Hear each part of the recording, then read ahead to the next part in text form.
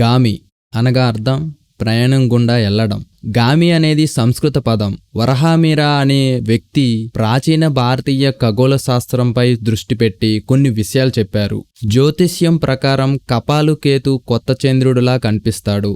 దాని తోక పొగతో ఆవరించి ఉంటుంది. ఇది తూర్పు అర్ధగోళంలో కనిపిస్తుంది. అది కనిపించినప్పుడు మానవజాతి ఆకలి, మరణం, కరువు మరియు వ్యాధితో బాధపడుతుంది. రౌద్రకేతు అనేది బాకు చివరను పోలి ఉండే ఒక తోక చుక్క మరియు ఇది మందమైన ఎరుపు రంగులో ఉంటుంది. ఇది ఆగ్నేయంలో కనిపిస్తుంది మరియు ఆకాశంలో 3వ వంతు గుండా ప్రయాణిస్తుంది మరియు కపాలకేతువు వలె అదే ప్రభావం చూపిస్తుంది. దక్షిణాఫ్రికాలో గామి అనేది బౌహైనియా ఎస్కిలెంటాతో వివిధ రకాలుగా చెప్పబడిన మొక్క పేరు. ఇది హిస్టరీ బిహైండ్ గామి మూవీ అన్నమాట. ఇక ట్రైలర్లో మైక్రో డీటెయిల్ విషయానికి వస్తే హీరోకి మానవ స్పర్శ తగిలితే విష ప్రభావం చూపించడం ప్రధానమైన లోపం. తన వ్యాధికి మందు కనుగొనే ప్రయాణంలో తన లైఫ్తో పాటు ఇతర ప్రాణాలకి ఎటువంటి సమస్యలు ఎదురయ్యాయని ట్రైలర్లో చూపించారు. ఫస్ట్ వన్ హీరోగా అఘోరా, సెకండ్ వన్ దేవదాసి పాత్ర, థర్డ్ వన్ మనుషులపైన ఎక్స్పెరిమెంట్స్ చేస్తున్న సైన్స్ ల్యాబ్ చుట్టూ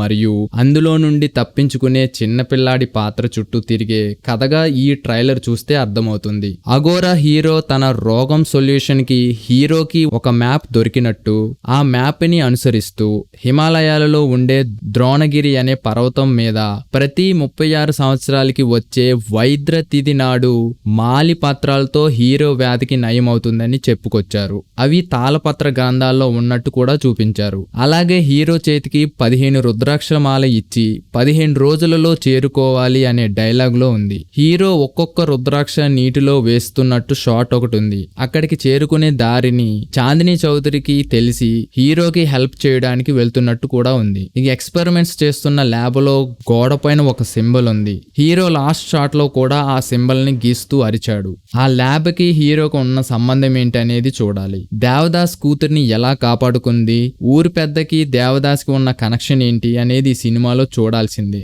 ఈ ద్రోణగిరి పర్వతానికి వెళ్లే దారిలో చాందిని చౌదరి మంచు నీళ్ళలో పడటం, హీరో తనని తాకకుండా ఎలా కాపాడాడు, ల్యాబ్ నుండి తప్పించుకున్న ఆ కుర్రవాడికి, స్పిరిచువల్ గా ఉన్న గుడికి, ఆ ఊరు దేవదాస్కి, హీరో తన వ్యాధికి, ఈ 3 కథలకి క్లైమాక్స్ గురించి తెలియాలంటే మార్చ్ 8 వరకు ఎదురు చూడాల్సిందే. ఈ డీటెయిల్స్ కానీ మీకు కానీ నచ్చినట్లయితే please like, share, comment and subscribe to rummy tiles.